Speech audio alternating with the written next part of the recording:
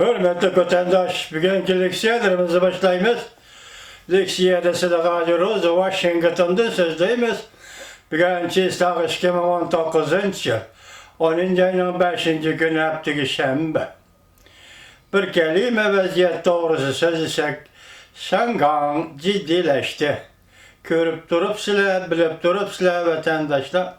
Ben bu leksiyaya kirişten evvel, yani bir haber geldi, 6. günü bütün Şangan halkının 3 milyon kişilik namayış teşkilleşke çakırak kılındı. Bunu çakırak kılan bir partiye ya ki bir teşkilat organı yok. Fakat Şangan halkı torbetleri arkalık özünü teşkillevadıdır.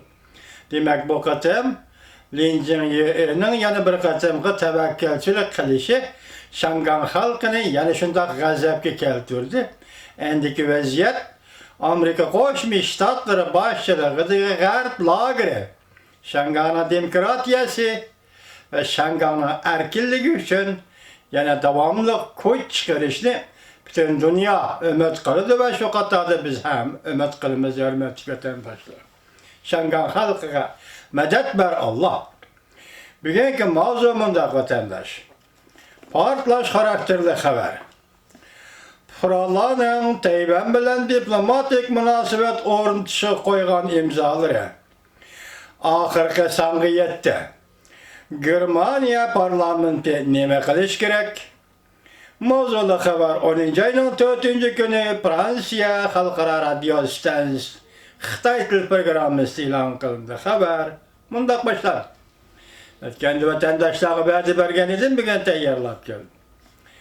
Germaniya halk ammisi parlament iltimas kılıp Tayvan bilen diplomatik münasebet oruntusuga teklif berdi. 50 bin kişilik imza koyuş hareketi nişangı yetti yani sangı yetti. Germaniyada alakadar taraflar Tayvan bilen diplomatik münasebet oruntusunu parlamenti muhakeme kılış doğrusu da ifade bildirmedi. Bundan bırak Germaniyada matbuatlarda Şangan meselesi boyunca hükümetke beşsem işletilgen. Cüngonu ziyaret kılış aldı turgan Vezir Merkel'ga Tayvan bilen diplomatik münasebet oruntusu doğrusu da tehdit selingan idi. Tayvan Merkezi Agentliği bugün bunda haber kıldı. Germaniyanın Tayvan bilen diplomatik münasebet oruntuş doğrusudaki iltimasnamesiga imza koyganlarının sani 50 binden eşip ketdi. Tayvan'dan Germaniya turuşluq vekili Xi Jiwi mundaq dedi. Germaniyanın kayfiyatını aksi ettirip verdiği bu harekettir. Haberde mundaq görüştüldü. Bir nefer Germaniyalık bir neçe ay burun parlamentki iltimas yazıp hükümetten Tayvan bilen yani Cunhua Mingo hükümeti bilen diplomatik münasebet oruntusuga teklif bergen. Bu teklifke imza koygusuyla 10. ayının 3. günügüçe 50 binden eşip ketdi. 956-40 numara bilen belge koyulgan bu iltimasname yoki teklifname de mundaq görüştüldü. Cungo kişilik hukukka pisand kılmay, Uygurlarga ziyankeşlik kıldı. Uygurlarga ziyankeşlik kıldı. Hem de Uygurlarını nazaret kılıdığan dünyada birden-bir nazaret fonksiyası kurdu. Tayvan'a qaraydigan bolsak, 1987 yıldan başlap demokratiyalaşış yolga koyulup, Germaniyanın ölçümü boyunca aytganda bir demokratik devletke aylandı. Bugün Tayvan Germaniyanın ölçüm boyunca aytganda bir demokratik devletke aylandı. Bu haber mundaq değildi. Bundaq çakırık kılgıcı kişi parlamentin karar kılışı arkalı Germaniya Federatif Hükümeti'nin Cunhua Mingo yani Tayvan bilen resmi diplomatik münasebet ornutuşunu talep kıldı. Bu teklifname 5. ayının 31. günü tekşfiriş arkalı 9. ayının 11. gününden başlap imza koyuşka başladı.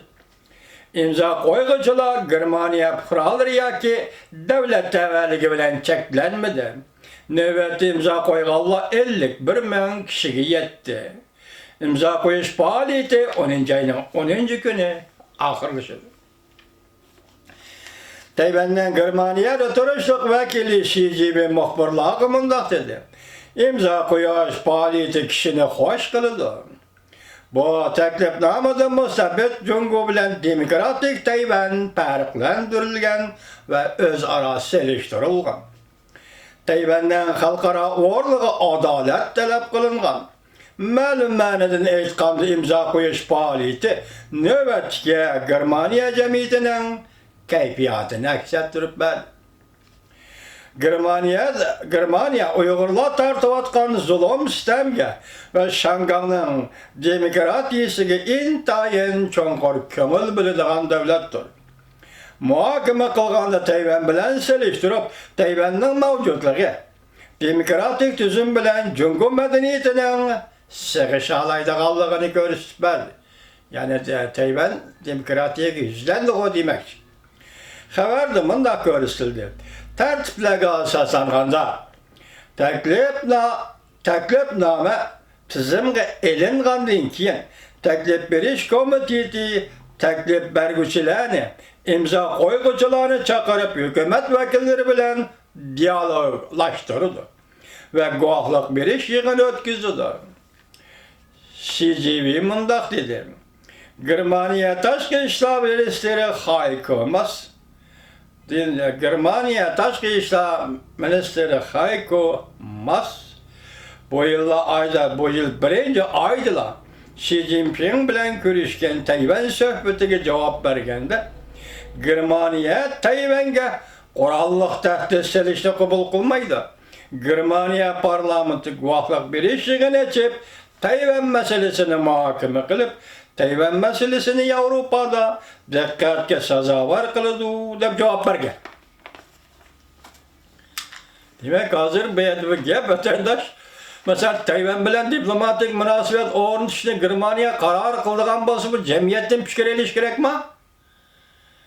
Mesela demokratik devletning ishi yoki nemisi deyiladi bundaq ish. Mesela bir devlet bilan diplomatik munosabat o'rnatsa jamiyatga fuqarolardan fikr oladi degan gapni qanday tushunish kerak? Vatandoshim